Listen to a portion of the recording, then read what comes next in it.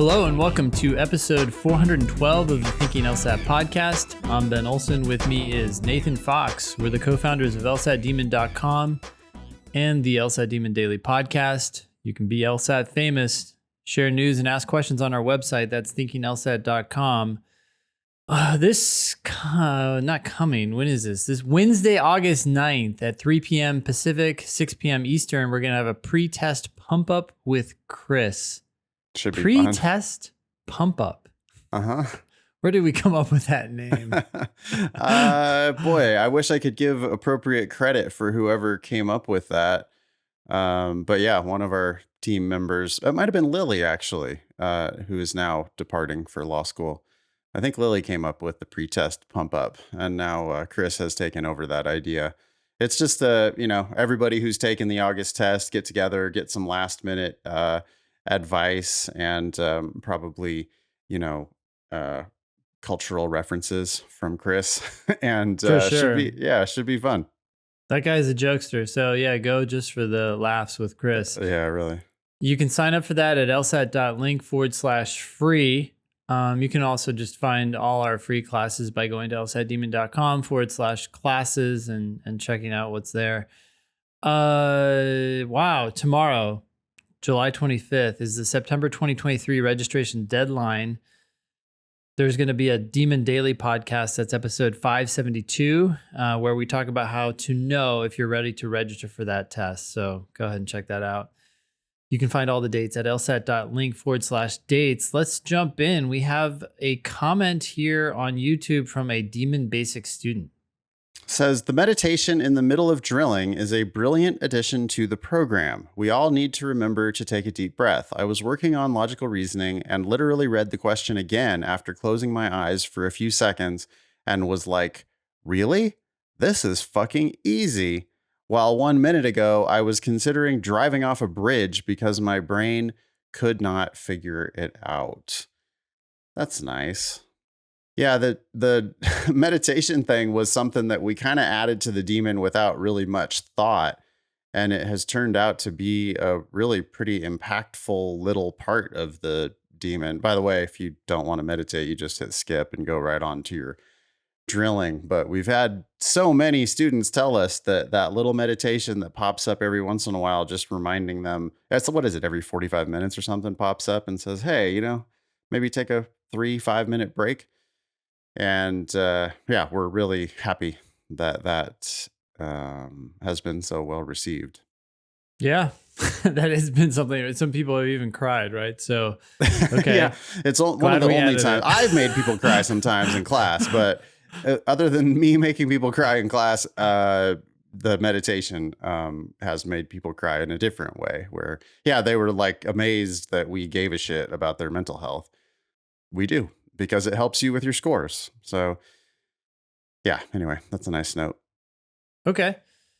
This next question is apparently about diagramming in logical reasoning. I'll go ahead and read it. I'm on month 2 with the LSAT Demon, and I've noticed that I've had a hard time diagramming some sentences in my head. And it helps me comprehend the ideas more when I diagram them on a sheet of paper. Semicolon. Why do you guys discourage Demon users from diagramming LR sentences on paper? How do I improve my comprehension of following the logic of logical reasoning passages when it is convoluted? I noticed that for some questions you guys have diagrammed and others you don't. Why is that the case? Well, let's work backward here. Some of those videos are from a long time ago. So, but I think most of them have been removed by now. Oh,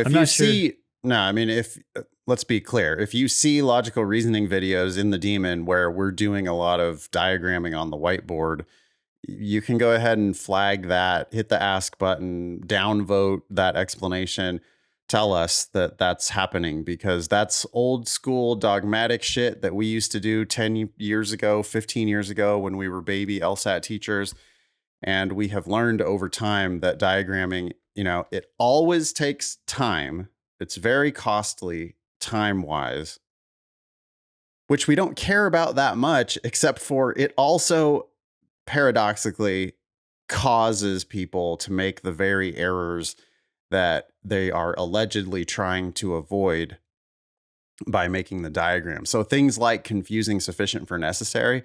I just can't tell you. We used to teach this diagramming way back. We used to teach this diagramming as a way of like, oh no, you need to get in there and diagram this formal logic so that you can really understand it. And then I just see like dozens after dozens after dozens of students who are trying, earnestly to do the diagramming, and then they end up fucking it up on the paper, and then they end up confusing sufficient for necessary or making some other logical error.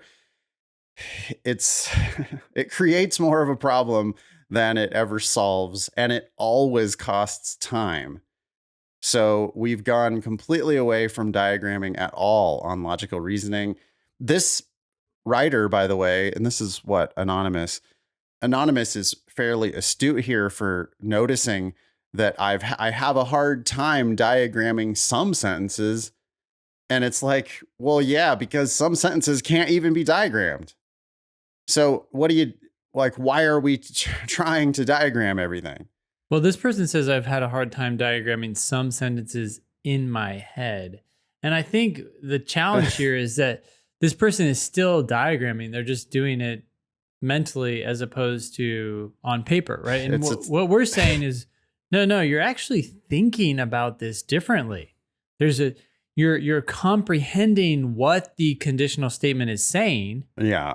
On an intuitive level, which is a different way of thinking. It's not, oh, okay, I read the sentence and now I'm going to visualize in my head an arrow going from A to B or from B to C or whatever, right? It's like, no, you're going to read that sentence.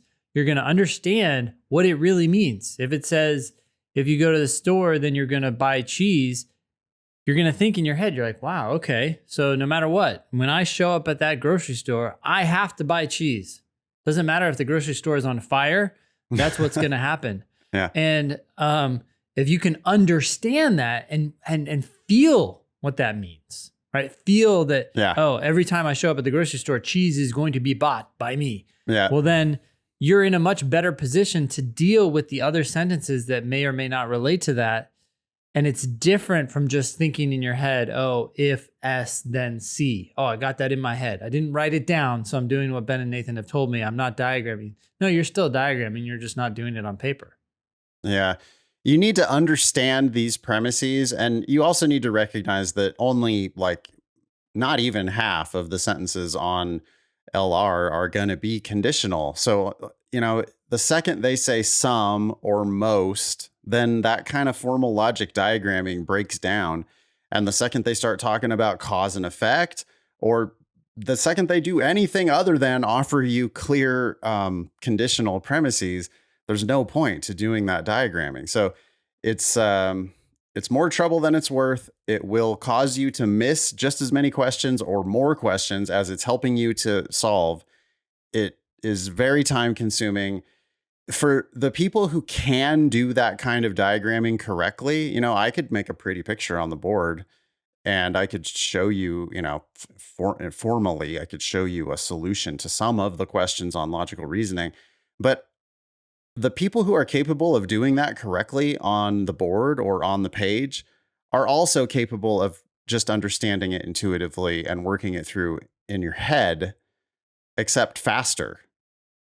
It's the type of thing where it's like you could show off as a, like go into fancy LSAT teacher mode to show off this diagramming.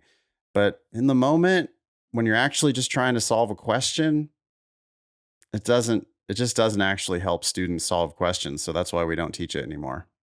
One thing that I think you're kind of getting to, but I haven't heard it maybe explicitly, or I just want to make sure people understand this. The biggest problem I have with diagramming is when you take a sentence and you translate it from, if I go to the store, then I'm going to buy cheese. So if S, then C, that S and C, those two letters become symbols for everything that sentence is saying, right? And that works in a very simple sentence. If I say, if I go to the store, then I'm going to buy cheese. There's really not a lot of nuance there. And so maybe replacing those ideas with letters such as C and S can work. The problem is that a lot of sentences are much more nuanced than that. And people, as soon as they start diagramming, right, they go to the letter. That letter now symbolizes much more than just going to the store. And the right or wrong answer can play off of a change in that nuance, and you're totally unaware of it. And so I think that's a bit, and it's funny too, when people start diagramming and then they use one letter and they use S, and then they get confused and later think the S was not referring to store, but was referring to sandwich, because that came up somewhere later in that's one kind of confusion. But the other real confusion here is you're still talking about store, but they had specific things that they said about going to the store, like going to the store on Wednesday when it's cloudy outside. They don't capture that all in their variable. Yeah. And then they forget those details, and that makes a difference. So I agree. And another type of error that can happen, I think, so we have a question here. This is from Test J, so we can talk about it freely. Test J, section 2, question 6. Here's the argument, okay? And let's think through what we might do if we were diagramming. And I think we could see that it might actually cause you to sort of miss the trick in the question.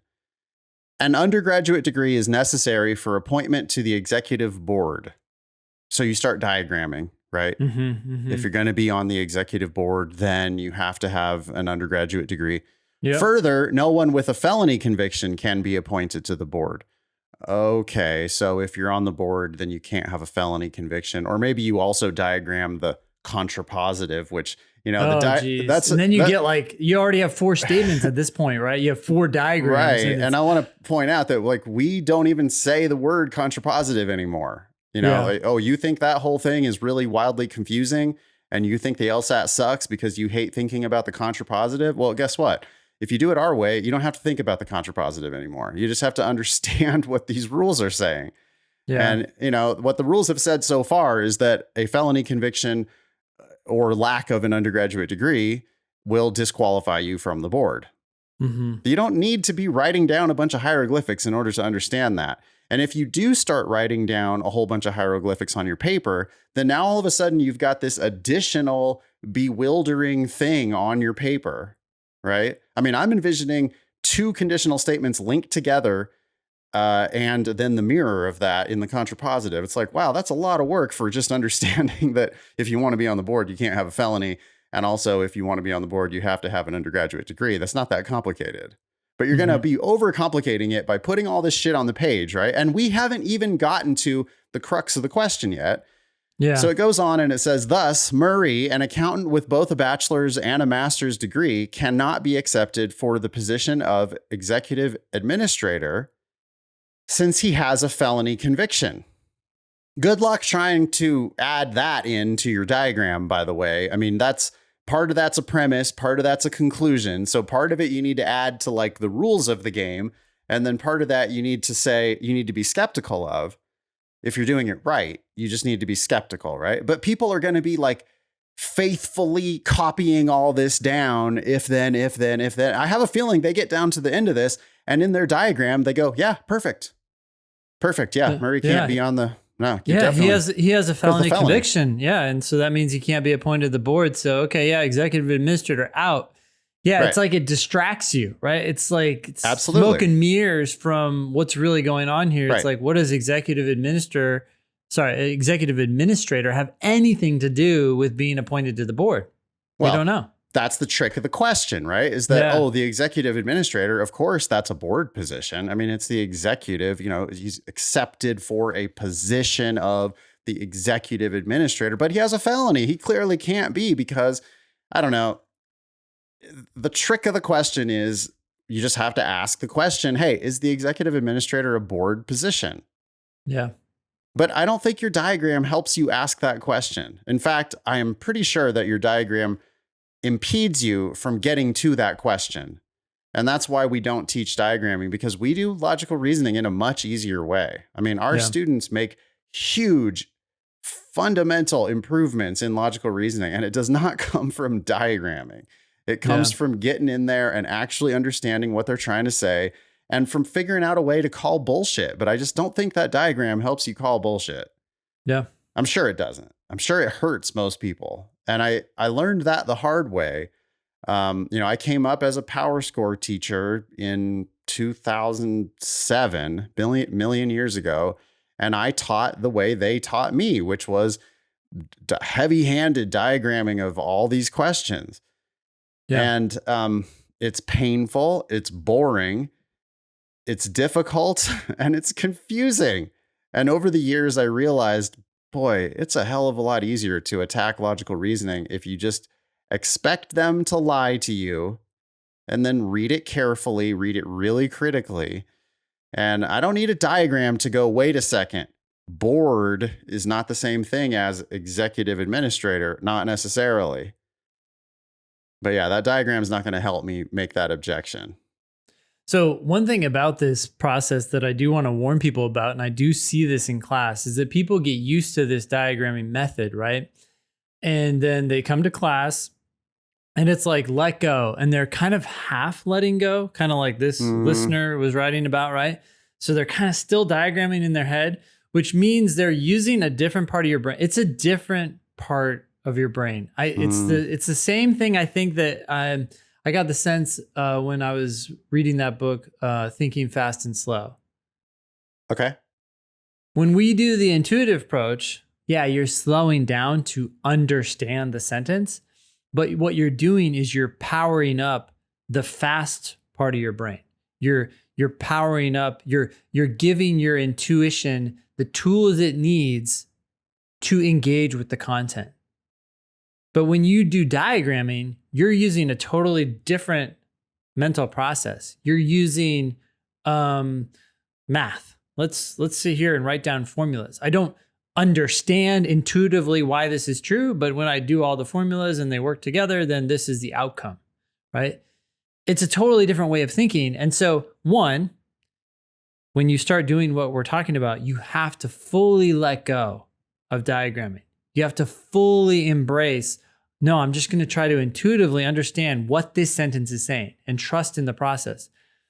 And at first, I think that for people, it can be challenging. It's easier in the end, but I think people have to get comfortable really trying to understand the sentence. And then once they do that, it's going to click and it's going to be a lot easier. But there is going to be this wall, probably because of what they've learned before, that's preventing them from really experiencing what it's like to intuitively understand what they're reading. It's easier if you don't diagram. I think, let's continue this question, Ben. We've already attacked this argument from Test J. It's like our objection is clear.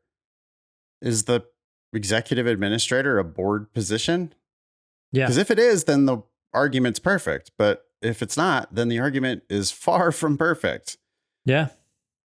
Here's the question. The argument's conclusion follows logically if which one of the following is assumed. And you're like, yeah, you see that and you go, aha. It's so fun to do it our way, right? Yeah. So talk me through, why did you smile there? Okay. Well, first of all, I recognize this is a sufficient assumption question, which means, as it literally says, it's asking for an answer choice that if it were true or assumed would make the conclusion true. And I already know the answer to that because right now the big question on my mind is the position of executive administrator a position on the executive board? If it is, then this argument makes sense. Yeah, then the conclusion follows logically, right? One thing that we do as well that I kind of want to think about this a little bit. We immediately hop to sufficient assumption, right? This question doesn't say the word sufficient anywhere in it. We're recognizing that that's a common sufficient assumption question stem, and we have techniques for sufficient assumption, which basically is you got to predict the answer. You got to make the argument win. But as Ben pointed out, the words on the page say exactly that. Okay. They just say it in different words. The words say the argument's conclusion follows logically if which one of the following is assumed. So you could rearrange that. One of the following will make the conclusion follow logically. And follow logically means you got to prove it. That's what, if it follows logically, that means it's like, well, hey, if the premises are true, then this conclusion is also true. It follows logically. Yeah. Right? So which one will make the conclusion follow logically? And we both go, well, it's pretty good, except for the part where they never said that the executive administrator is a board position. Yep. And so if we added that to the evidence, if we know, and right, if this was your client, you know, if your client seems sensible and they're telling you all this, you would go, wait, hold on a second. So you're telling me that the executive administrator is a board position.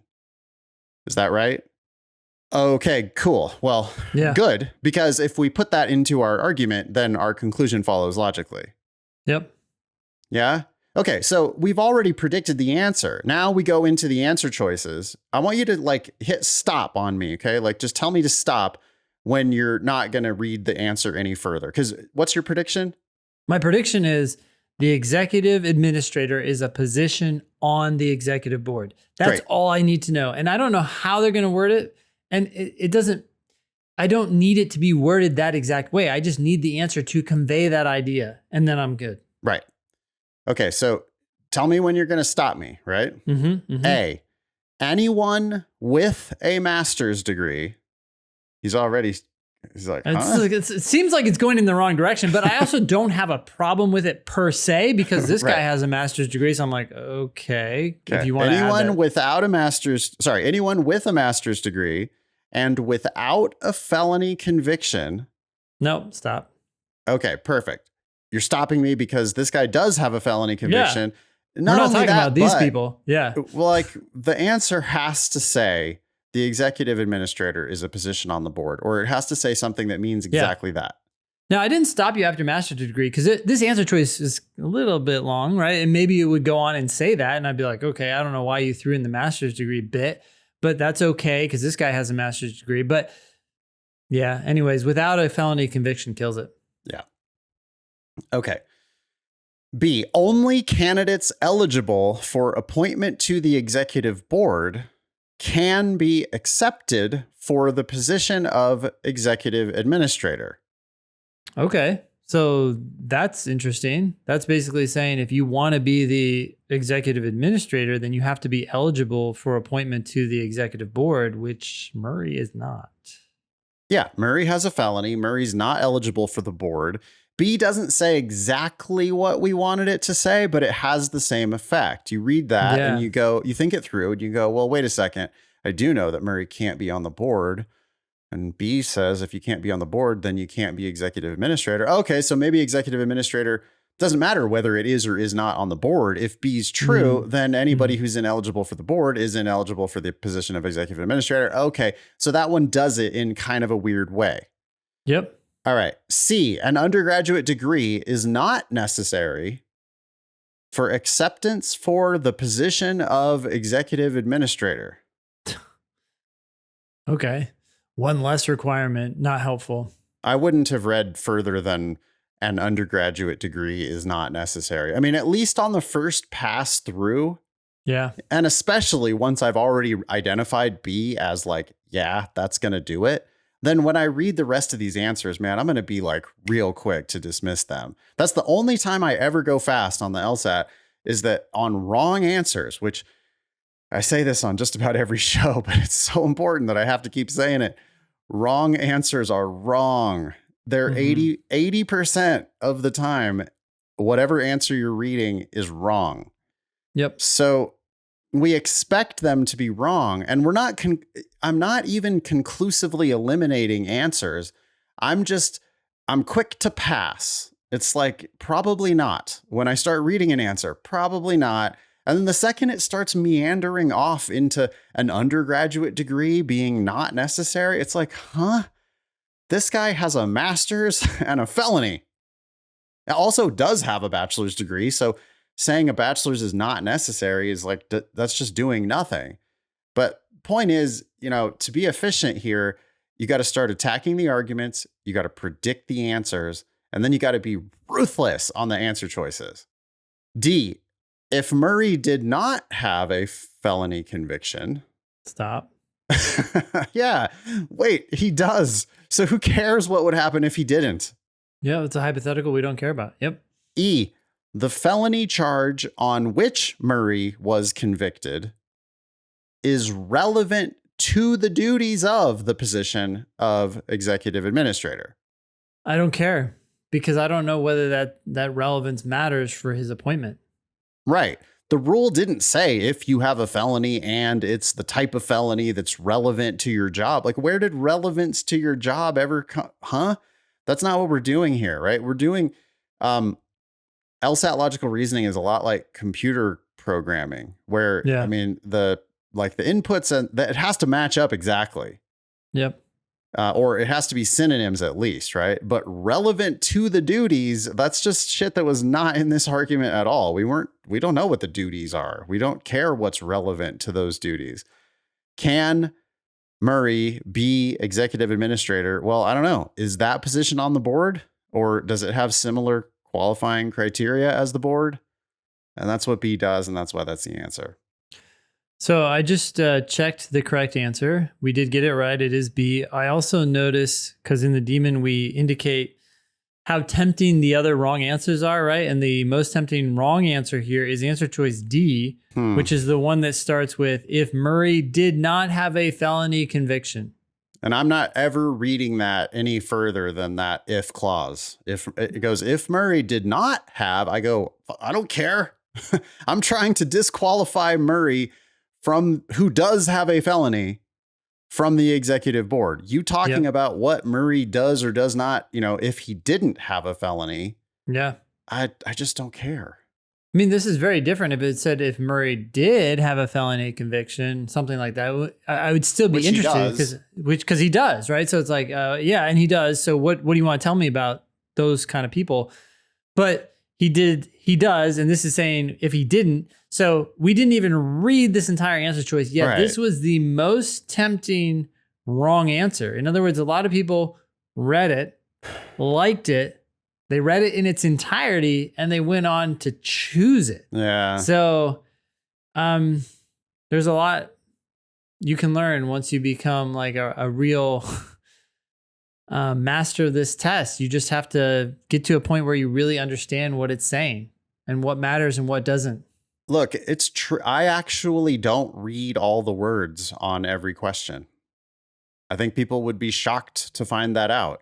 Let's clarify that you're talking about answers. On right? The answer choices. Yeah, no, Yeah. I literally do a shorter test than everyone else because I'm just not going to have patience for bullshit wrong answers.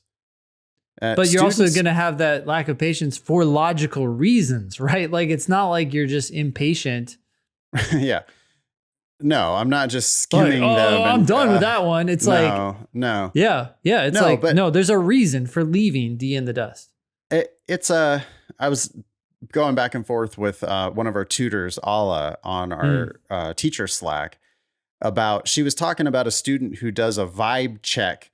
And I love doing a vibe check on the answer choices where it's like, but the thing is, I have real high standards for what the vibes need to be.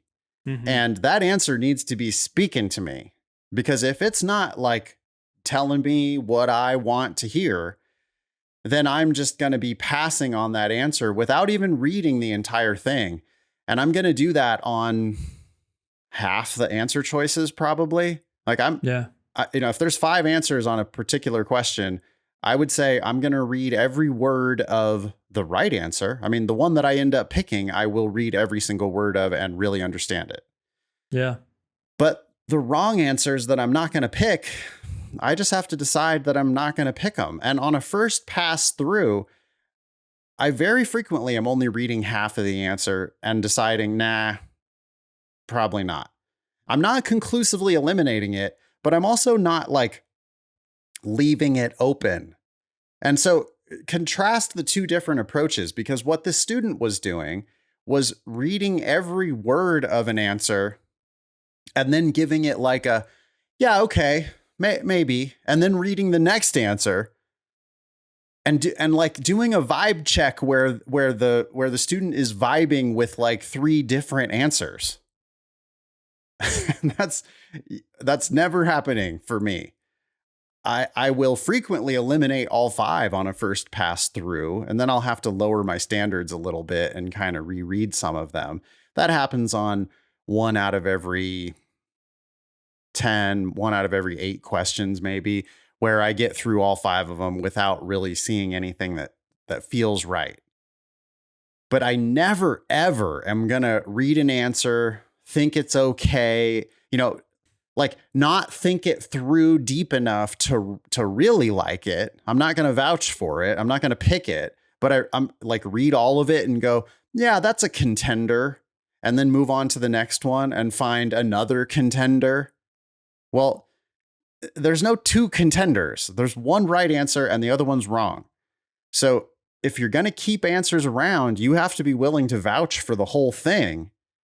And it's far more frequent if an expert's doing it, it's far more frequent that the expert's just going to scan the first half of the answer and go, nah, probably not. Let's read the next one. And that's how you end up going fast. I read the arguments much slower. I read the question much slower than a typical student. I take time to predict my answers, but then I'm armed. I know what I'm looking for. I have a really good handle on the argument. I know what they're asking me. And then the answers just start to look like shit. Read, if Murray did not have a felony conviction, and I'm like, goodbye. And as Ben pointed out, that was the most commonly chosen wrong answer. So it's a dramatically different way of approaching the test, isn't it? It is. And you can get there.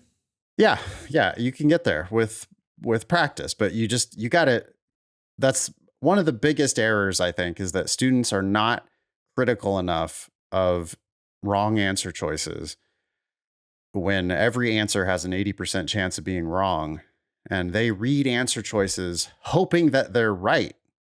That's not a good way to do it. Because if you hope that they're right, then you're going to find you're going to find these little phrases that you like, and you're going to latch on to those. And then next thing you know, you've got 2 or 3 competing answers that there's parts that you like, but instead you should be looking to dismiss answers because there's shit in there that you don't like, or it just here on a sufficient assumption question, it's just not even attempting to answer the question. Okay. Do we need to wrap it up on the diagramming? Yeah. So this is the takeaway that I hope that everyone got from this. 1, don't diagram in logical reasoning. Instead, focus 100% on trying to intuitively get and understand the sentences that you're reading, one at a time. That's your goal. The goal is so important because even if you're not there today, you're heading in the right direction. If your goal is to diagram, then you're slowly going to get better at diagramming. It's a dead end road, right? Like it's not the best approach. And so if you have the wrong goal, then you're going to be practicing the wrong things and setting yourself up for failure. I don't think it's going to even help you at all. But if it does help you, it's going to help you go from like 13 questions correct to like 15 questions correct. It's going to be arduous. It's going to take forever. It's not going to be fun. It's going to make the LSAT seem like work. And best case, you might improve by 1 or 2 questions, I think, in a section of logical reasoning. Well, and this tactic is very specific for only a subset of questions. Right. Whereas the intuitive approach, as you get better works at on every question. Yeah, you're going to get better at the diagramming-esque questions and all the others at the same time. I think that the diagramming is right. It's going to help you on maybe 2 questions on the section. And then on all the other questions, it's going to probably hurt you. So, I'm being very generous and saying, okay, if you learn this technique and you only deploy it on the 2 questions on the section where it might help you, which by the way, how did you get that good? Man, that's like, you know which ones it's going to help you on. Okay. I'm sure some people listening right now are like, oh, well, that's what I'm going to do. I'm going to use this intuitive technique for all the others. Then I'm going to use diagramming for these two. But I tell you, even then, only one of those two really works well, if at all, with diagramming. The other one is going to send you down a rabbit hole. Yeah. Well, there's so many questions where the first sentence seems like you should diagram it, and the second sentence seems like you should diagram it. And then the third and fourth sentences have nothing to do with conditionality and don't really relate to those previous sentences anyway. And it's like, turns out to be that the crux of the question has nothing to do with diagramming a whole thing. Yeah. And the sentences aren't as hard as they sound when you actually just like, you're like, oh, all it's saying is that everybody who eats, frosted mini wheats, you're making cancer. It harder by diagramming it. But again, being generous, let's say that it does help you on those two questions. The best case, you're going from 13 to 15. On the other hand, if you would really adopt our intuitive approach to attacking these arguments and really understanding it, the logical reasoning is going to start to seem fun. And you're going to go, instead of going from 13 to 15, you're going to go from 13 to 19 or 13 to 22. And it's like, that's what does it for us. Okay. And that's why we are able to get people 20 point, 25 point improvements, sometimes 30 point improvements on the LSAT. It does not come from bullshit technicalities. It comes from like really mastering and realizing how easy the LSAT is. And it's the only thing I care about. I'm not interested in getting our students incremental progress. I want to transform the way our students think about the LSAT. Yeah. Well, talking about point improvement, did you see on Slack I can't remember which teacher posted it, but some student had made a 37 point progress so far. That's just on practice tests. But I was like, wow, that's knocking on the door of a 40 point improvement. I mean, that's insane. We'll have to see what happens on the official test. That would be our first one ever, a 40 point improvement. But yeah, this was somebody sending us screenshots of the demon score history, and they had what was it? It was a 130 something practice test and then a 170 something practice test. I think it was 137 or 8 or something like that, and then 173, 74. Yeah, somewhere around there. Yeah, well, like that does not come from diagramming logical reasoning. I mean, that comes from like really transforming the way that you're thinking about the test and making a game of it, right? Like we are teaching you the fun way that also leads to you just hitting home runs. So if you're interested in that, then do it our way. If you're interested in, no, I want it to be arduous and I want just marginal improvement. Okay, then you can do it other ways. Yep. All right, next one. Yeah, this one's from Anonymous. The subject is, am I tired or stupid? Whoa. Question mark. Hey, y'all. So because of work, I have broken up my studying into 2 chunks a day. I usually drill 30 minutes to an hour in the morning, and then later in the evening, I review any mistakes I had. I hate it already. Through the review inbox feature. I hate it. Yeah, there's a disconnect between, it's like drilling and trying to get questions done and then reviewing hours later. I'd rather you do one question and review it, do another question and review it, and then call it a morning. You're doing it wrong. Yeah, I mean, I'll continue with the question here. I try to ask myself, however, when I try the question again, I sometimes get it correct. I try to ask myself why I picked the wrong answer, but during my evening review, I can't understand what morning me was thinking. My initial reaction was that it just might be mental fatigue, since I can drill several questions but only have to review a handful. But I'm not sure if that's the right way to think about it. I'd love to hear your thoughts on what's going on between the morning and the afternoon. Thanks, y'all. Well, the answer to the question is, you need to review your mistakes immediately. That's the whole point of drilling. Stop doing long sections of drilling and just allowing yourself to miss questions and then move on to a new question. You need to review it right then in the moment. Nathan, do we have an epidemic of people touching and getting burned by hot stoves? I don't think we do, because when you get burned by a hot stove, you immediately learn from it. You feel the Yeah. pain immediately and you go, I don't want to do that anymore. Yeah, but we have a lot of other epidemics because the consequence of the behavior is extraordinarily delayed, sometimes by decades, right? And so people don't Mm-hmm. learn. The same is true here. You got to do a question and then you got to, ideally, right, with drilling, if you're not sure about the answer you're choosing, keep working on it. I mean, at some point, you got to hit submit and then go to the explanation and figure it out. But I look at drilling as an opportunity to really push yourself to be the one to find the answer. Figure it out. It might take you 20 minutes, but if you do that yourself, you've lifted the weight. We haven't done that for you, right? And then you can confirm with the explanation. People feel like that's ineffective or slow or, oh, geez, dear God, I only did 2 questions this morning before work. But it's like, yeah, but you did them yourself. Yeah, you actually solved it. I mean, I think Yeah. what's going on here, Anonymous, is that like when you get it right during your evening review, that's because you're actually doing that question during your evening review.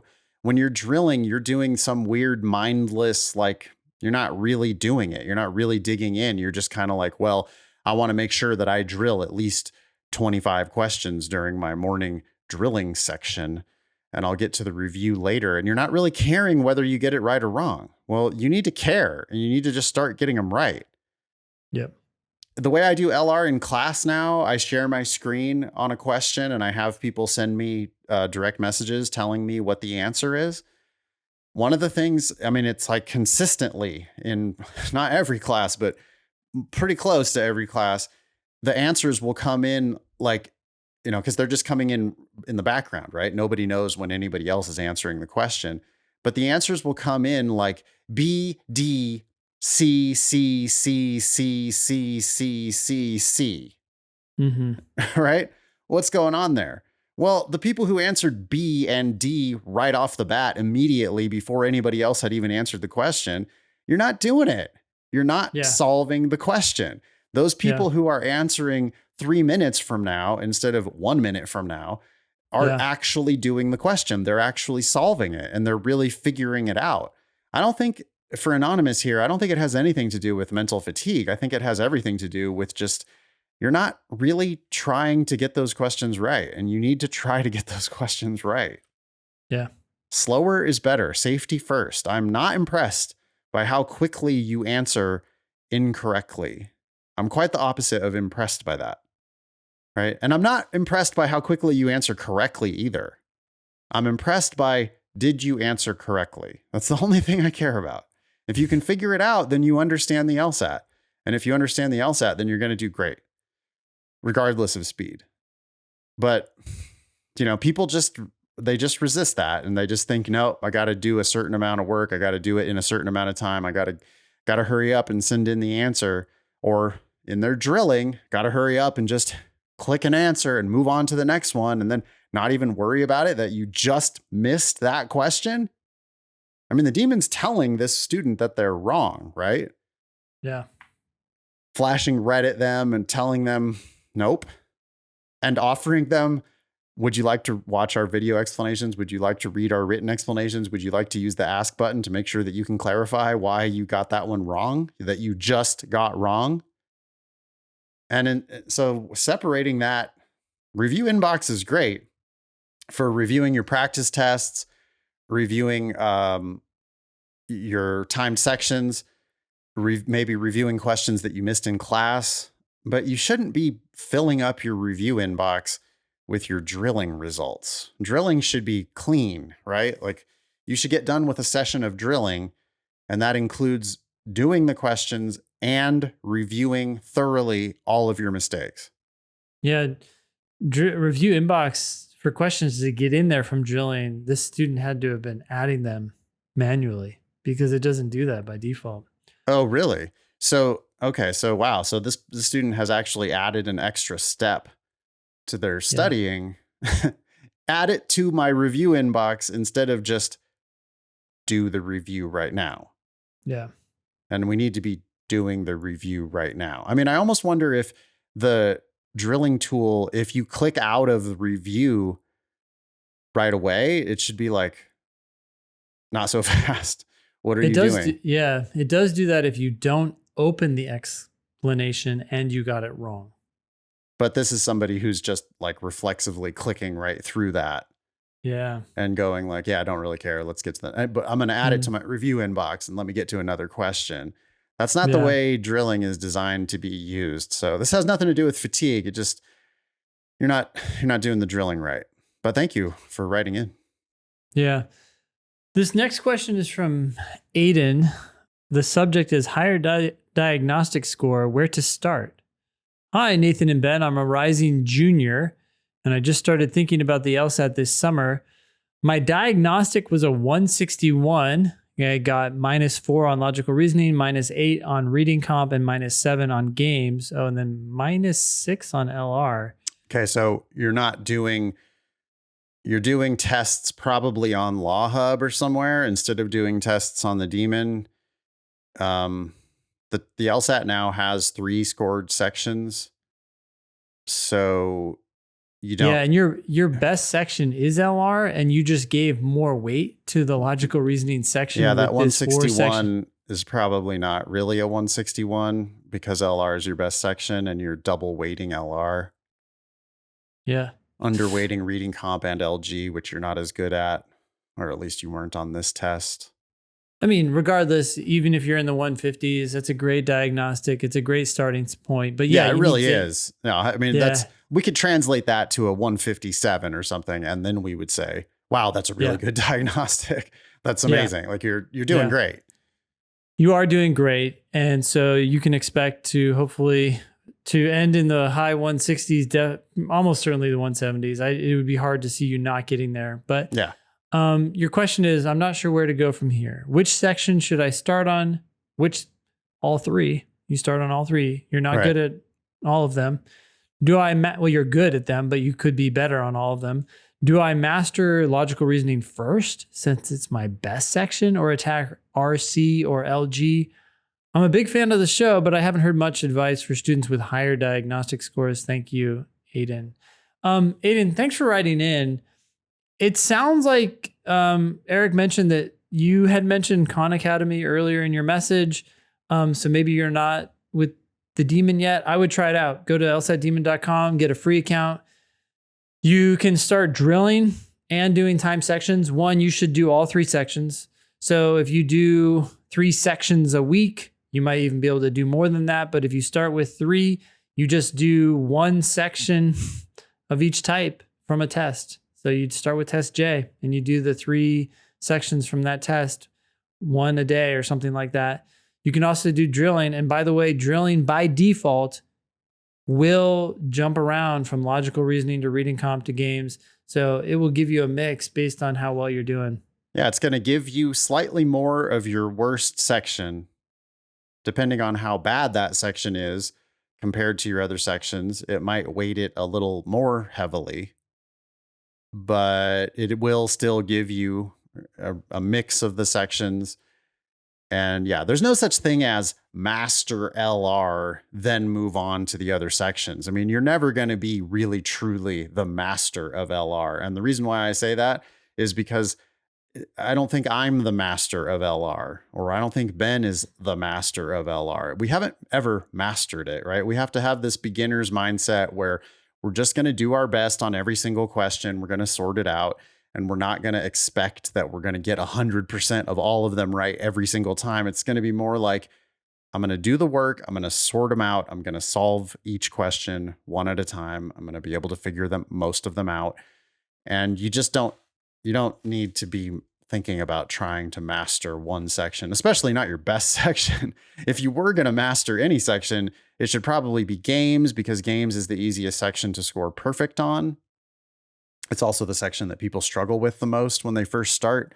So it is the section that is the easiest to improve. So if anything, I would probably spend more of my time on games, Aiden. But even then, I wouldn't be doing 100% games. I would be doing some sort of a mix. The analogy isn't perfect, but think about a triathlon. right? You're not going to just like, oh, let me go master the running piece first. The one I'm the best at, and I'll master that one for, I mean, there is no mastering running, right? Yeah. And you wouldn't want to condition for that and then like not even touch the water. You just sink to the bottom of the ocean. Yeah. You're going to train all of them.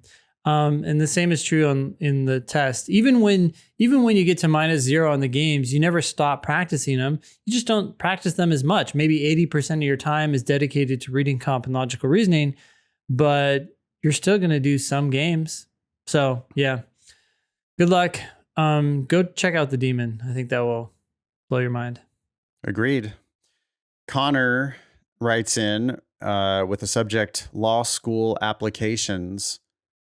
Listing schools. Hi, Ben and Nathan. On law school applications, it asked, quote, please list all schools you have applied to / plan to apply to. Why the hell did they write /? Connor, I don't know if you did that or if you're literally quoting them, but I find that to be pretty informal on the school's part. If you are literally quoting them, by the way, you need to put your periods on the inside of your closing quotation mark. True. Okay, so they're asking you what schools you have applied to or plan to apply to. Connor says, this comes off as a red flag when schools have this in their applications. I'm curious about the best way to tackle this request.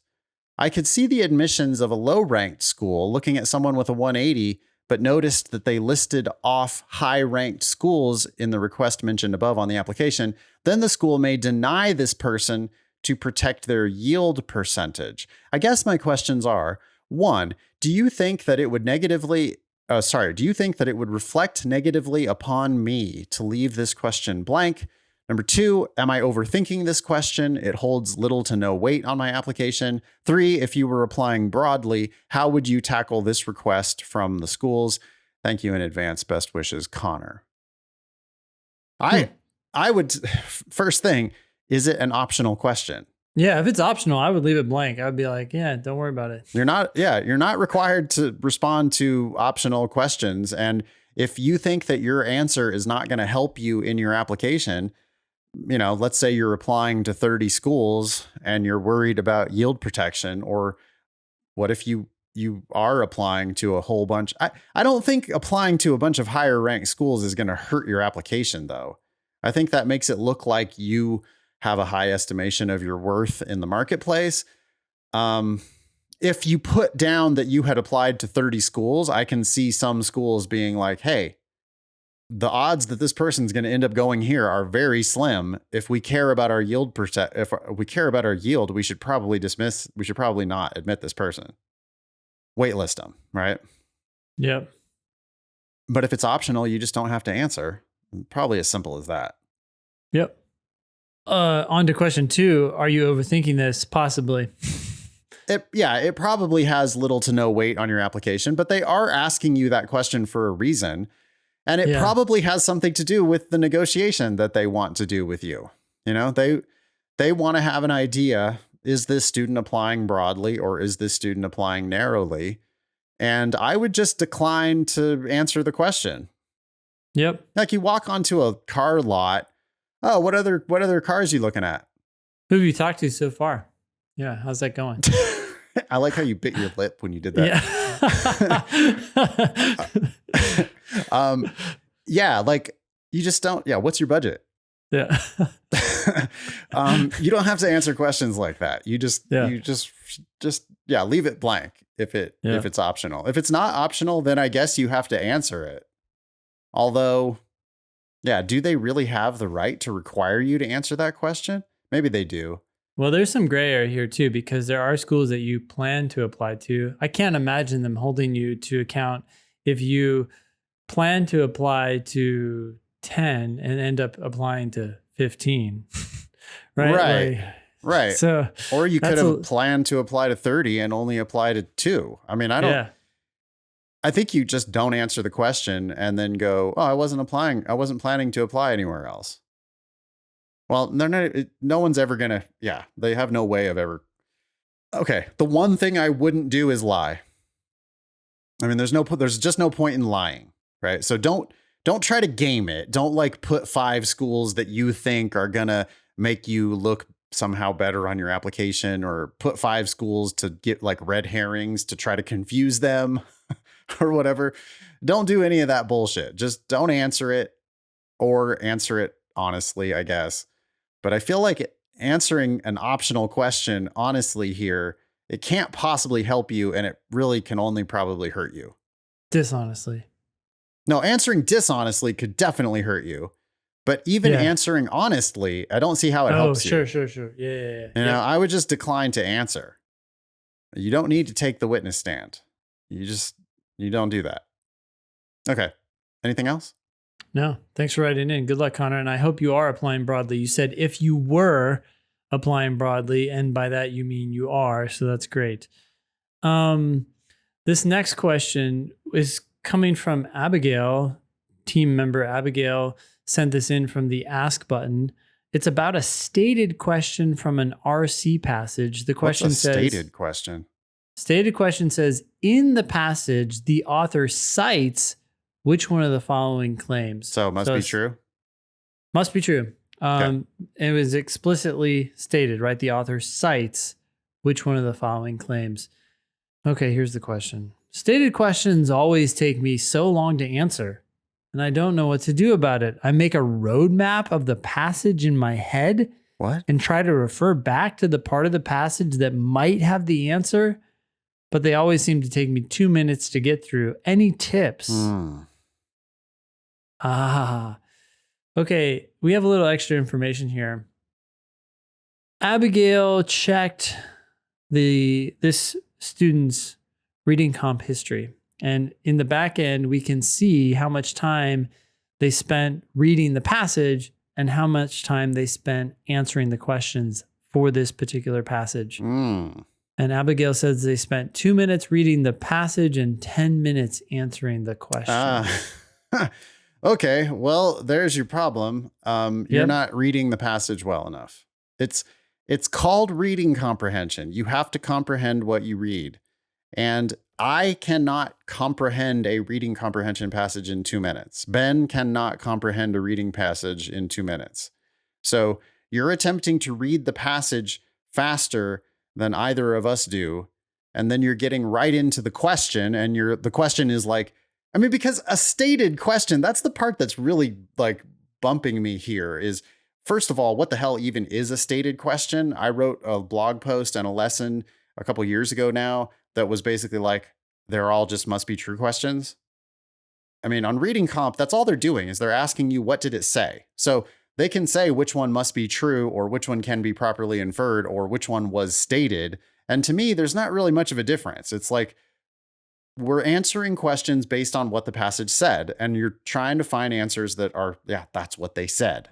And I just don't differentiate. For me, there is no difference between a stated question or a must be true question or even a supported question. They're all the same thing.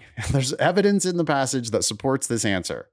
Okay. I mean, I think this is going, I don't know if it's that deep. It's going one step further, and it's telling you that this answer was explicitly stated as opposed to something that must be true. I don't care. I don't even notice that shit. Like I never miss questions on reading comp, and I don't even notice the difference in these question types. I just don't think it's actually helpful. I mean, I get it. I think it's technically correct. I just don't think it's helpful. It's a distinction without a difference.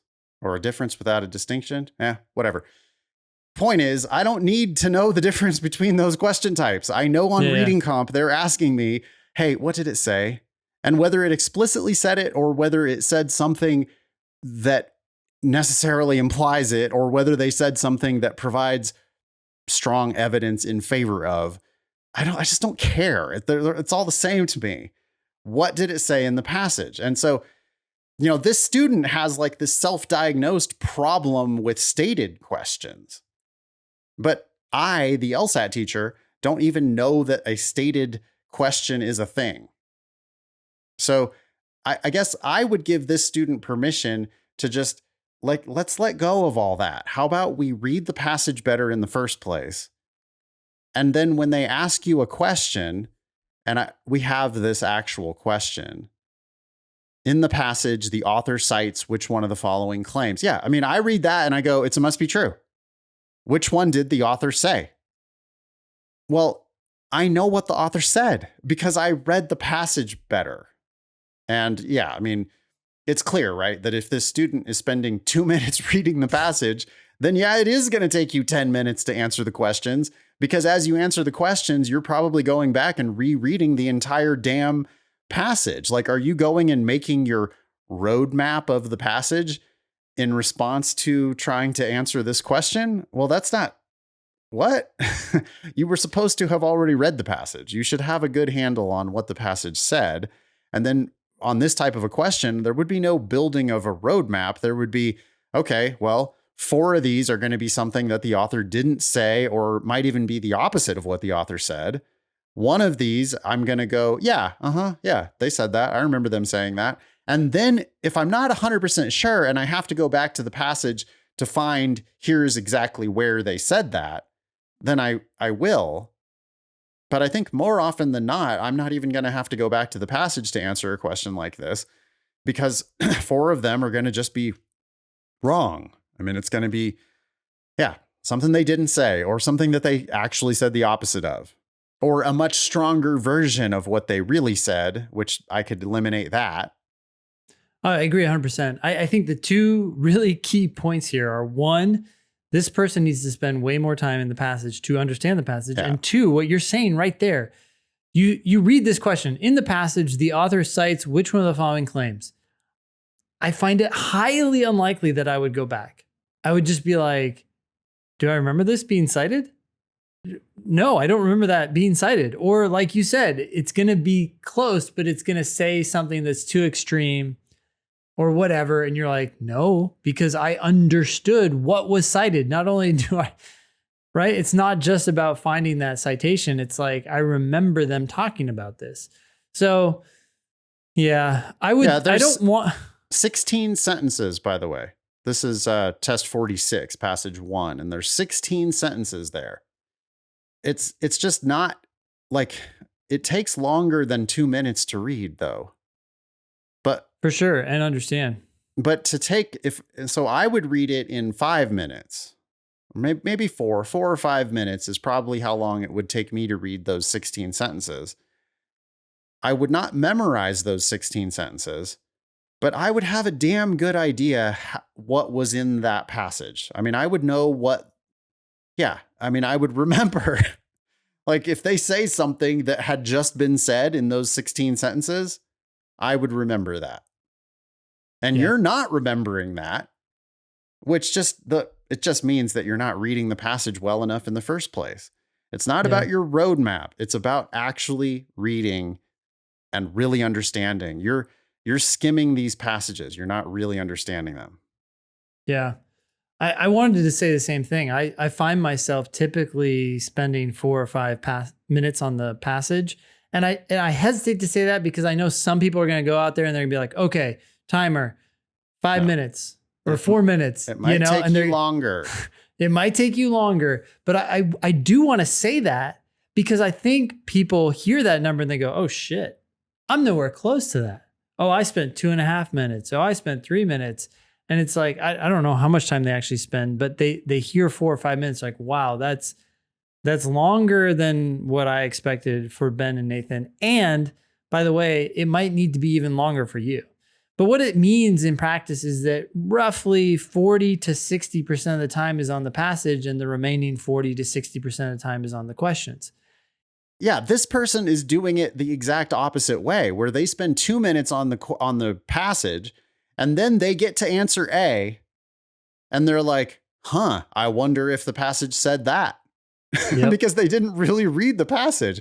So then they're like going back to their roadmap and they're trying to confirm whether A was in the passage or not. Meanwhile, people who read the passage better in the first place read A and go, don't remember him saying that. Next. Yep. It's literally 5 seconds. Yeah.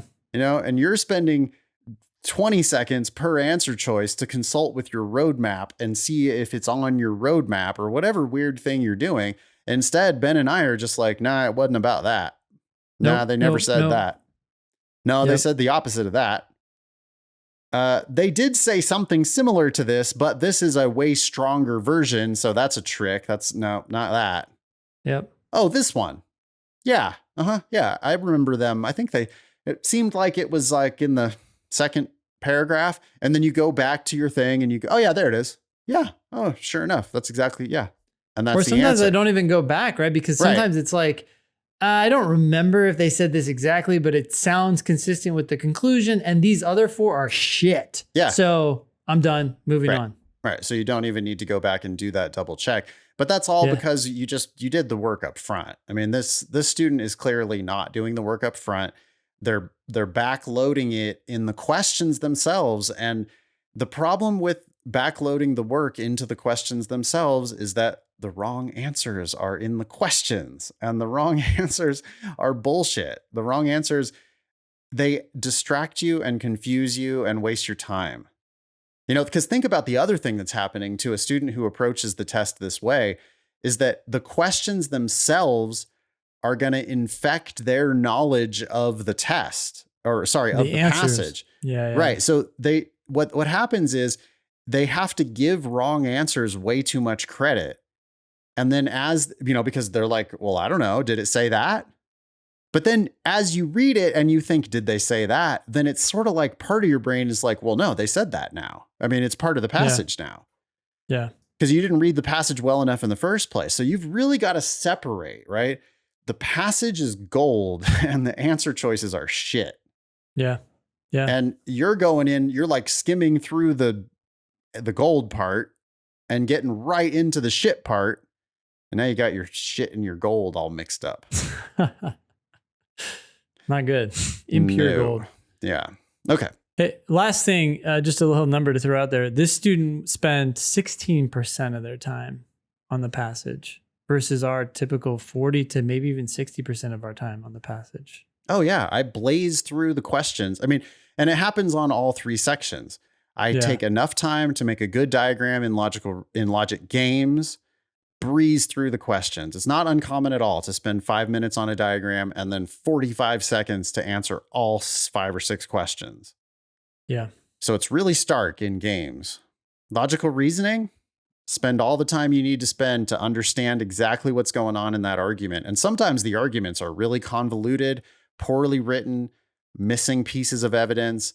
You've got to take the time to think through, okay, wait, what are you even trying to say here? Okay, what's your evidence? What's your conclusion? Okay, I rearrange it in your head. Okay, here we go. You never said whether the executive administrator is on the board. Mm-hmm.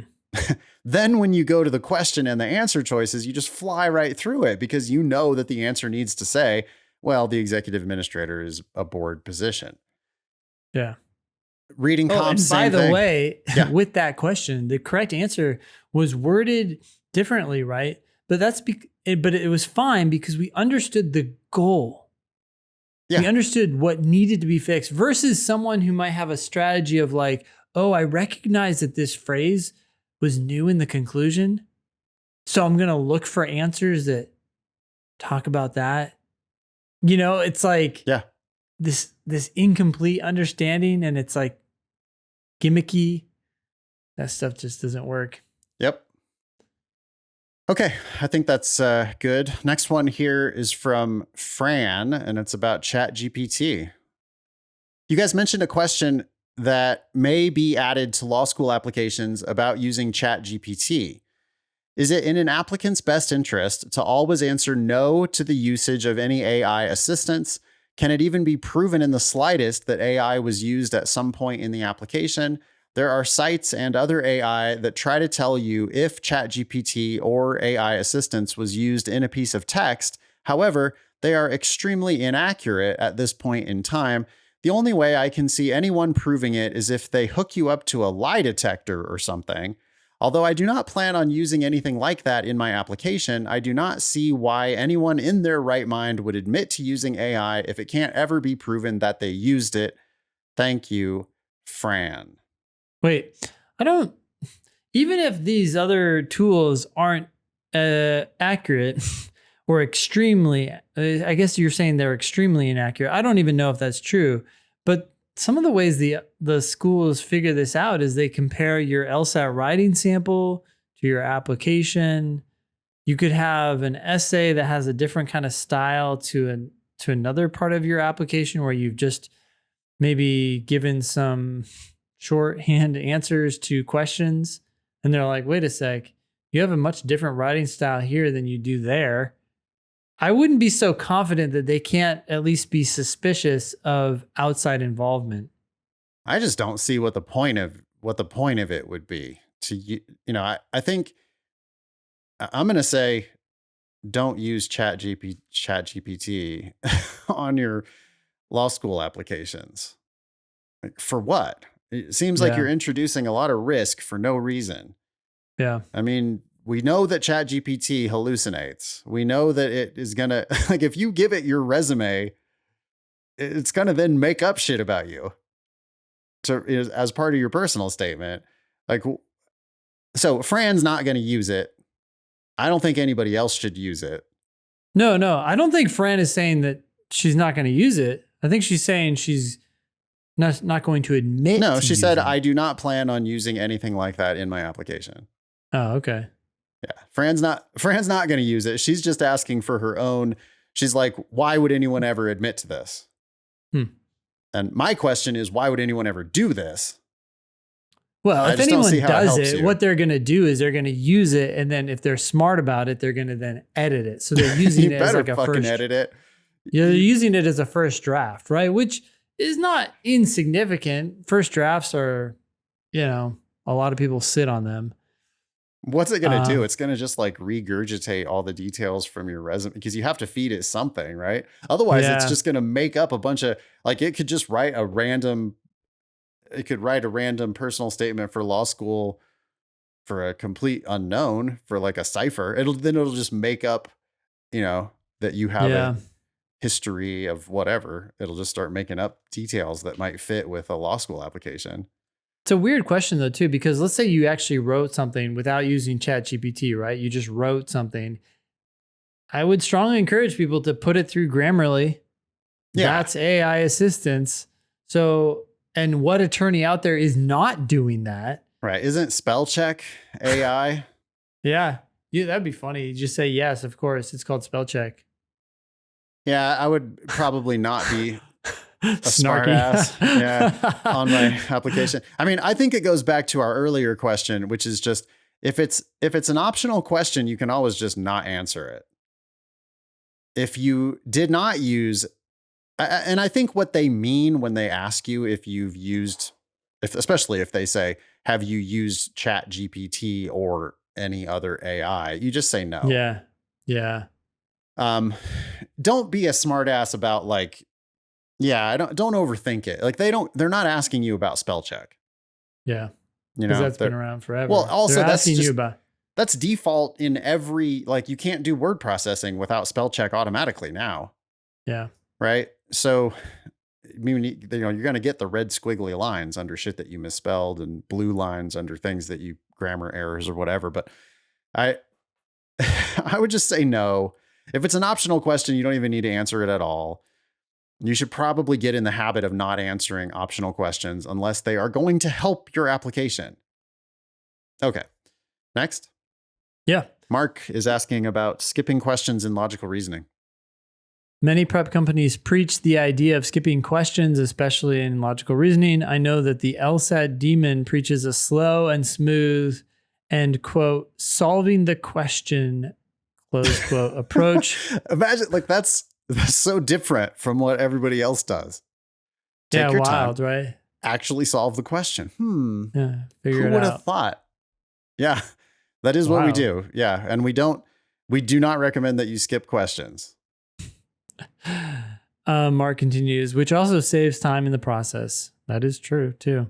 I'm a 157 to 160 scorer, and I find that I'm missing some very easy questions near the end of the section because I don't have time to assess them. Should I try to skip the harder questions, or should I just keep focusing on solving every problem no matter the difficulty? Appreciate your time, Mark. Look, Mark, you're playing the long game.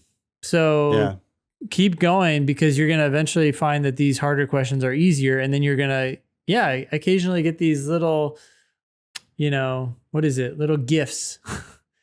You'll get to question 21 and it's an easy question for whatever reason they threw in at the end of the section, and you'll just continue to get it right. Like all the other now easier questions that came before it. My concern is that if you skip questions, okay, we could have a whole separate debate about whether you really can, in fact, skip the harder questions. Because I just don't know that that's even possible. I mean, I can't really know how hard a question is until I do the entire thing. Until I've identified the correct answer, I can't tell you how hard that question is.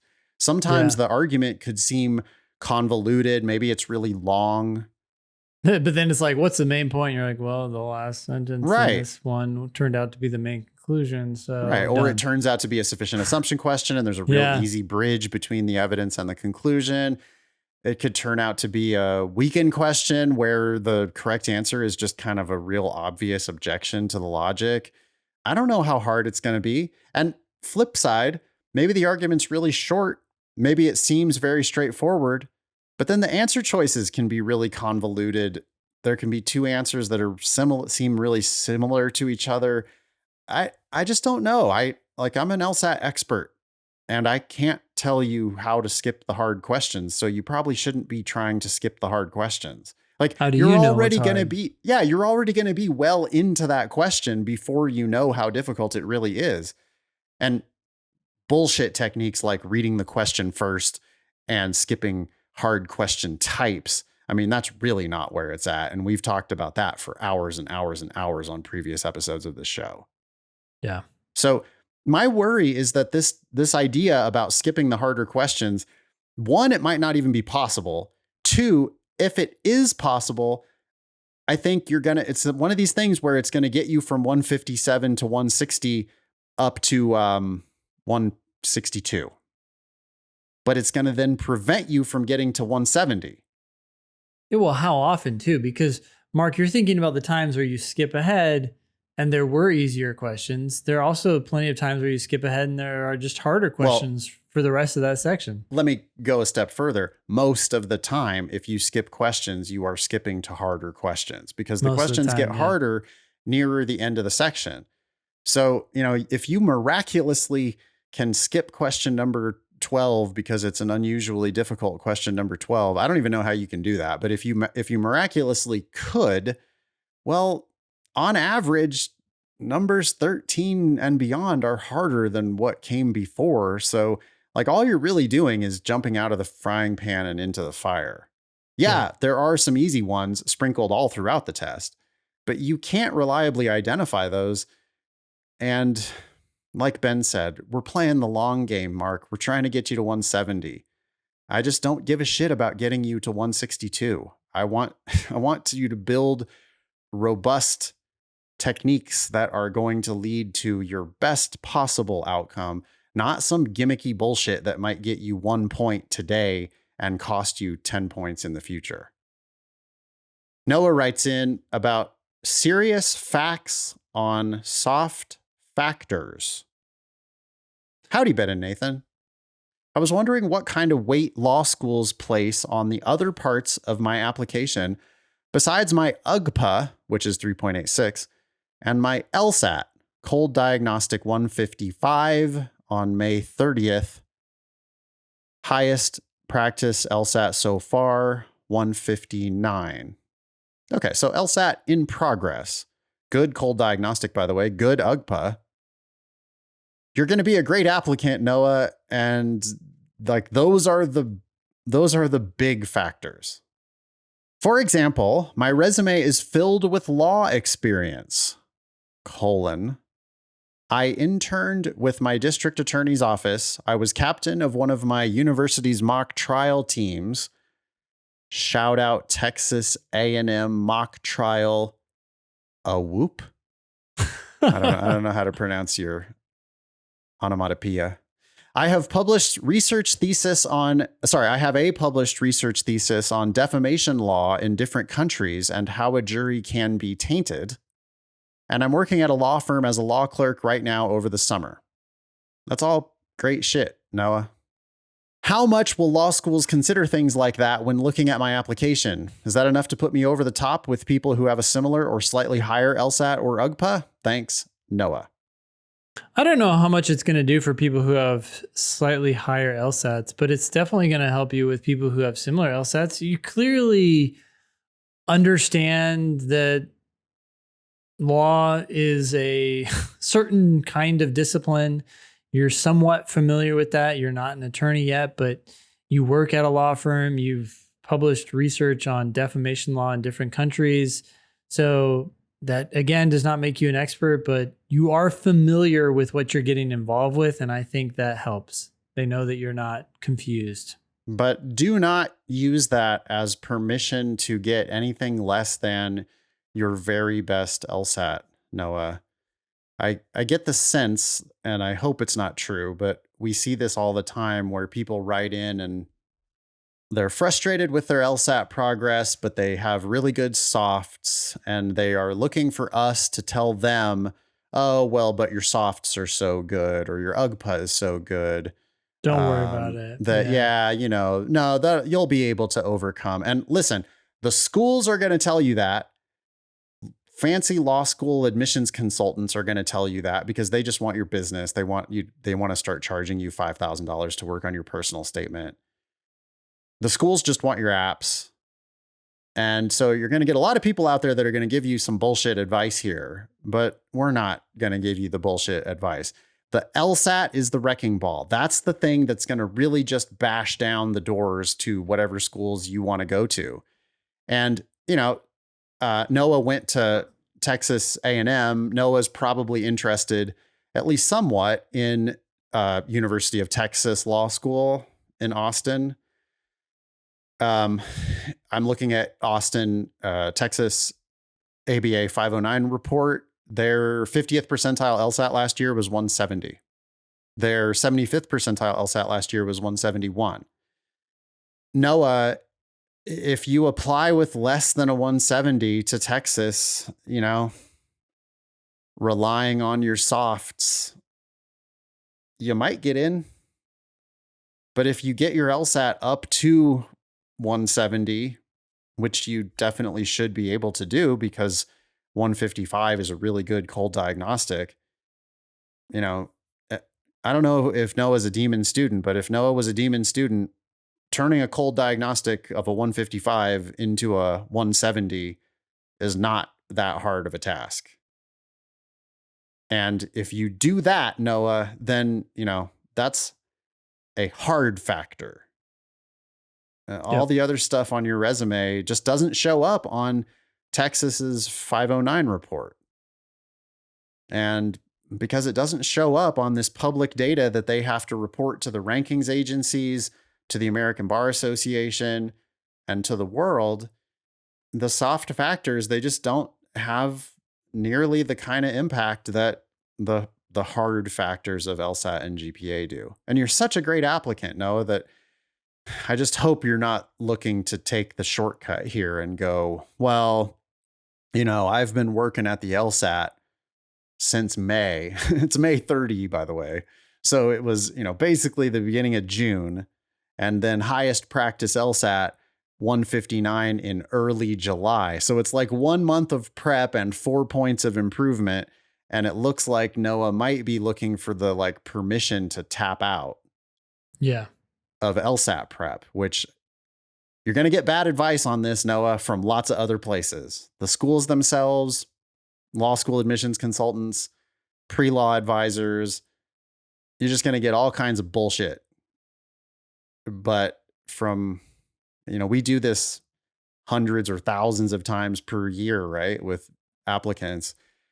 And we just know that the LSAT is the thing that really moves the needle. So your softs are great. And yes, your softs will differentiate you. See, this is what happens at the top schools is that your softs differentiate you from people who have the same numbers as you do. Mm-hmm. Like right now, your softs, yeah, of course, your softs look great when you are compared with other people with a 159. But if they're comparing you with your 159 and someone else with a 167, yeah, your softs do not pull that kind of weight. That's my 2 cents. Now, there are exceptions, of course. There are people who get into great schools with bad LSATs, but that's the back door entry. And most people are going to go through the front door, which is kill the LSAT, kill your undergraduate GPA. Then you can start looking at the softs to differentiate you from all the other real, real great candidates at these schools. Yeah. Thanks for writing in, Noah. Your subject was serious facts on soft factors, but I think Nathan just gave you some serious facts on soft factors. Well, I think maybe he was asking for some serious facts on soft Or factors. maybe he was asking. I didn't know if he was saying his facts were serious. He was not dropping knowledge there. He was asking a question. So yeah, I think that our position is pretty clear, right? You can and should improve that LSAT. You can do that. And it's like provides this obvious numerical differentiator between you and everyone else. And we know how intensely interested schools are in maintaining their LSAT medians. So you really should get that LSAT up, Noah. Don't use it. Don't use your great softs as an excuse for not putting in the hard work on the LSAT. Yeah. And I don't know where you're doing your prep, but 4 points in a month is not bad. If you haven't already checked out LSAT Demon, I think you should, because I think we could get you 14 points at least from your cold diagnostic, and maybe more than that. Justin writes in, I'll let you read it. Justin writes in with a response to our discussion of a Reason article about this new the Biden plan to forgive a whole bunch of college loans. Yeah.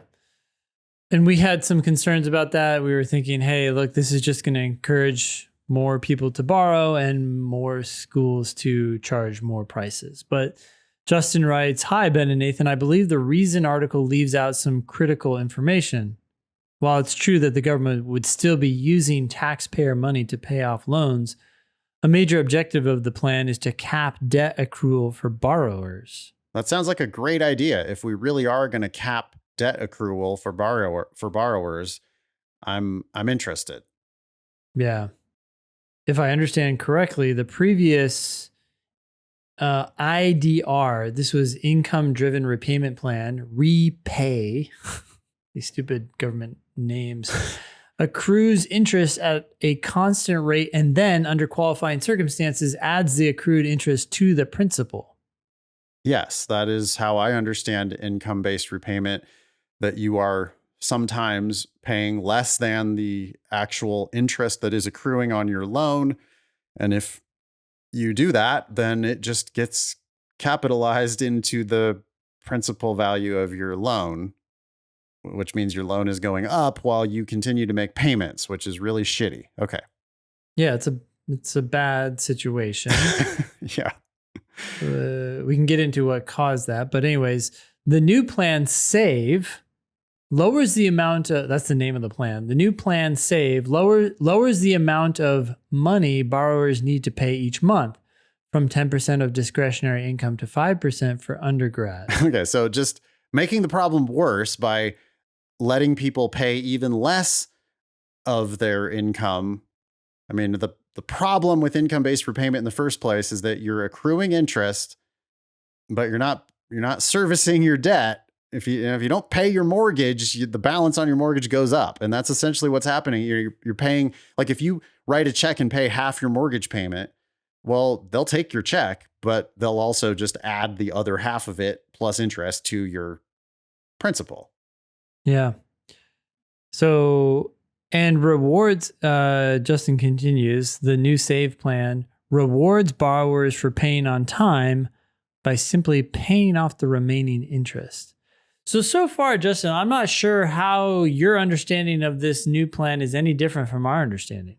Well, right. So what's happening then is the government is stepping in and saying, hey, all you can actually afford is 5% of your income, and we'll cover the other 5%. or the other whatever, because whatever is the amount that would be what you'd have to pay. Because this is just 5% of your discretionary income. That's all you have to pay. But that's the difference in the plans, right? Is that the government is going to say, hey, whatever you're not able to pay, we're going to essentially pay it for you. Yeah. So that's at 5% plus whatever was on top of that. What difference does it make? There makes no difference whether you capitalize that and then forgive the debt at the end, or whether you just forgive it. I mean, I guess it's slightly better for the borrower if you're because you're essentially getting some of it forgiven over time, if I'm understanding correctly. So it's psychologically, it's like already gone. But it's still fucking stupid if you're not capping the amount that people can borrow in the first place. Yeah, so let me finish what Justin says here. The plan also allows loan forgiveness eligibility to start much sooner for those who have consistently paid on time. 10 years for balances under $12,000, an additional year for every $1,000. Ideally, smaller bills, less interest accrual, less time to accrue interest, net wins for borrowers, true, and maybe taxpayers too? How? No. How, No. Justin? The government's just saying we're going to pay more. We're going to require less from the borrowers, which means it's now less consequential to be a student loan borrower. Justin's like, well, at least the government isn't accruing debt inside of these borrowers' accounts, right? That the government is making the payments timely rather than letting that whole thing build up and then forgiving it. It's more like they're sort of forgiving it over time. And so the government isn't also getting itself into debt. But isn't the government the lender? No, banks are the lender. The government is the guarantor, I think. I thought Obama changed it so that those loans came in-house. Well, okay. Fine. Maybe. I don't know. If it is, it doesn't make any difference, because if the government is the lender, then all that's happening is the government is just forgiving debt earlier. Yeah. And I'm not a fan of debt forgiveness if they're not also stopping the fucking bleeding in the first place. This is because it's just going to make it worse. This is what we were saying last time. It's going to make it worse. It's a giveaway to schools. This is government largesse giving money to schools. And I do not have faith in the schools that they're good stewards of this money. Their law school tuitions have wildly outstripped inflation for the past decades. And law school is now, all these graduate schools and undergrad for that matter are way more expensive than the market would actually bear, because the government is stepping in and subsidizing these loans. Yep. And I don't want the government to make college free. Well, that's a whole different issue, right? If we're going to if that's actually what we're doing, is that we're going to make higher education free, then talk about that. Let's make that our focus of discussion. But that's not what they're doing. What they're doing instead is they're like, oh no, the schools are perfectly fine. The schools can keep charging these students as much money as they want. We'll continue loaning money to these students with no cap.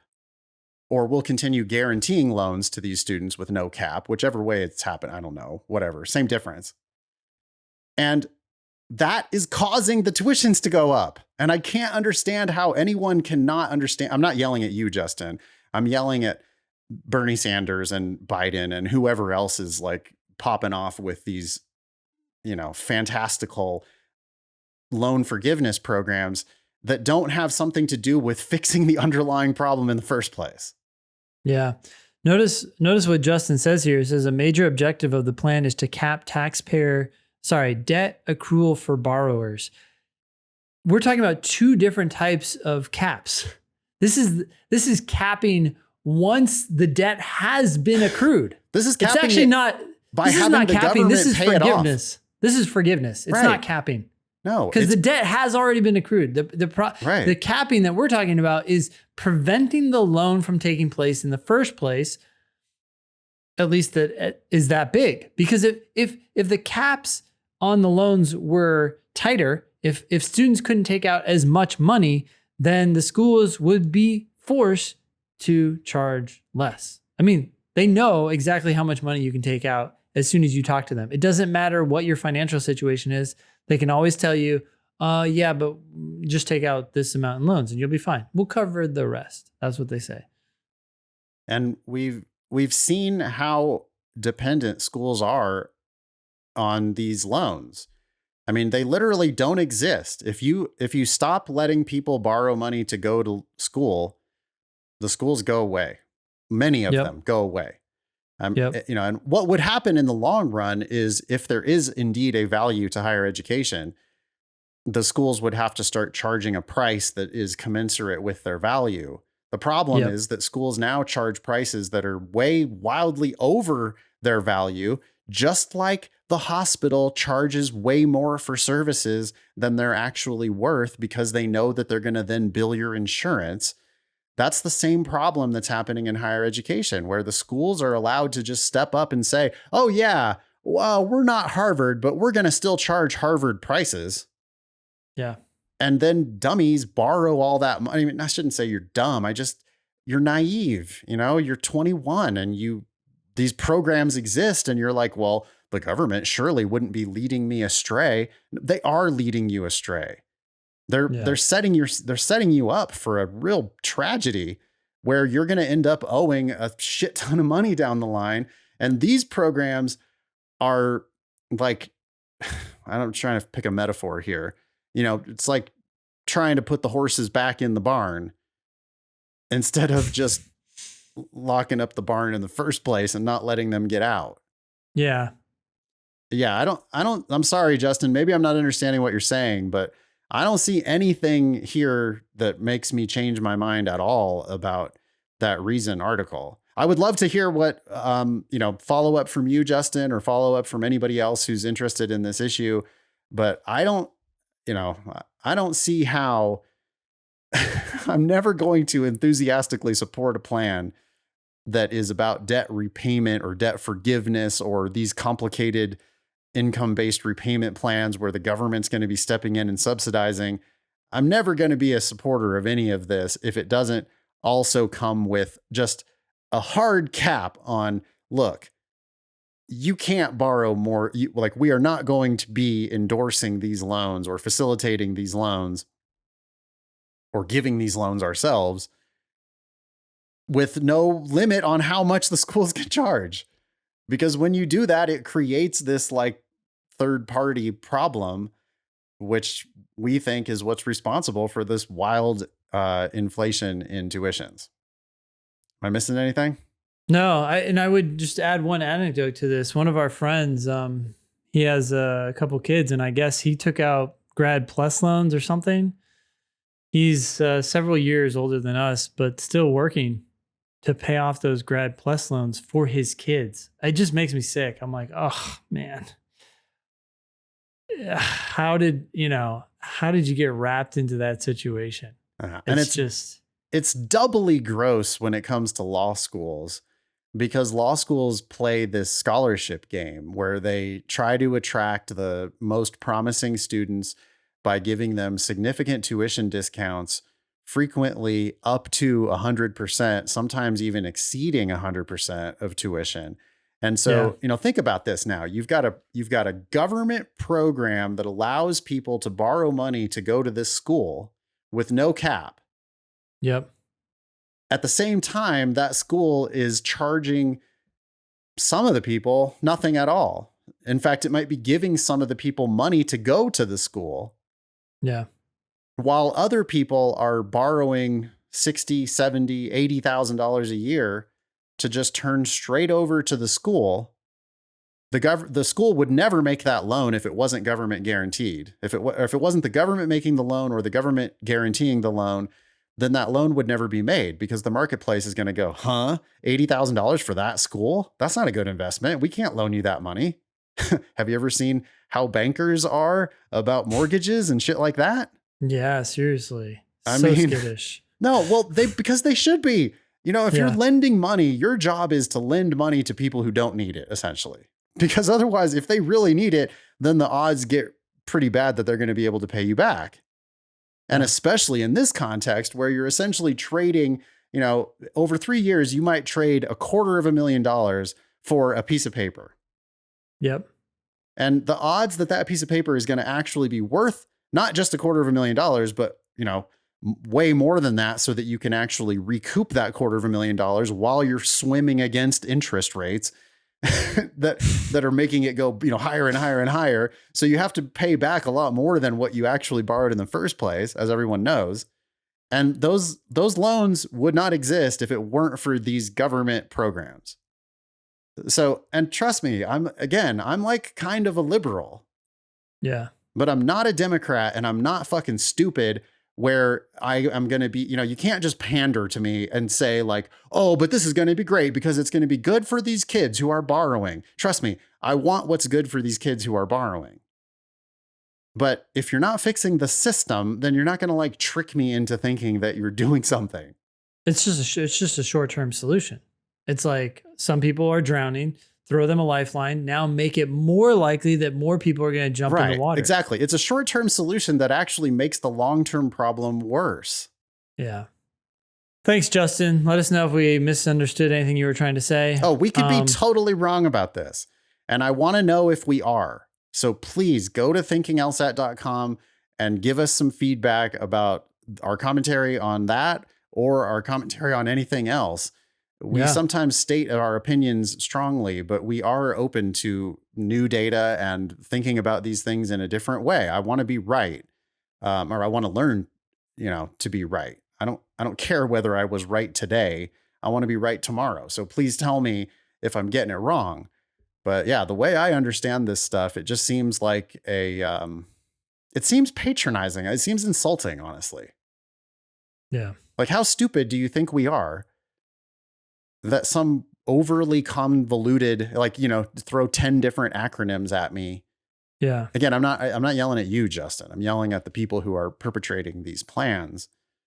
But I am not getting excited about these plans. These plans seem like they are, hey, how do I get a bunch of 20-somethings to vote for me in the next election? Mm. And I am intensely interested in what's good for those 20-somethings.